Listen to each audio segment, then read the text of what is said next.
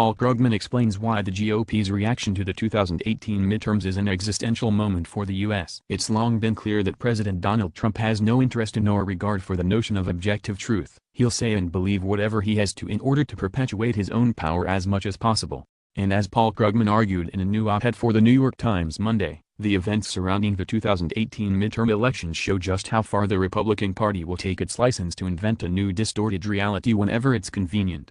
The attempt by Trump and his party to shut down the legally mandated Florida recount with claims, based on no evidence, of large-scale voting fraud fits right into this partisan epistemology, wrote Krugman. Do Republicans really believe that there were vast numbers of fraudulent or forged ballots? Even asking that question is a category error. They don't really believe anything, except that they should get what they want. This effort to secure political power by appeals to nonsense conspiracy theories is an attempted power grab by a would-be authoritarian movement, Krugman said, and it poses an existential threat to American democracy. Even in Arizona, he noted, where Democrat Kyrsten Sinema was officially declared the winner of the open Senate seat Monday night, the state GOP has filed a Freedom of Information Act request for any connections between election officials and George Soros.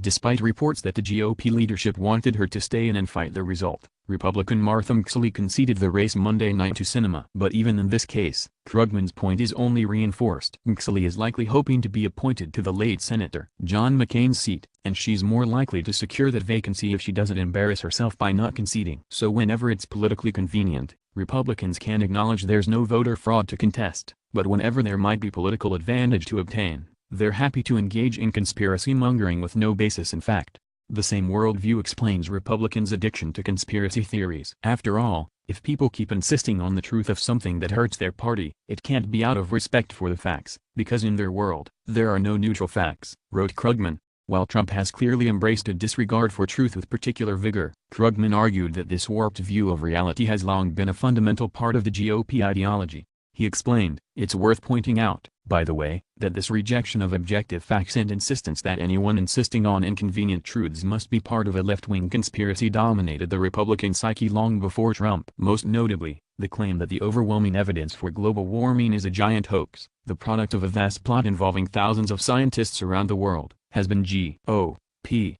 orthodoxy for years. As the party digs in its heels to wield as much control as possible, it is important to remember that the Democrats' party is not the GOP's mirror image. Moderate pundits love to imagine there's a symmetry between the misbehavior of the two parties, but that hasn't been true for a long time. Democrats, being human, sometimes have biased views and engage in motivated reasoning. But they haven't abandoned the whole notion of objective facts and non-political goodness. Republicans have, said Krugman.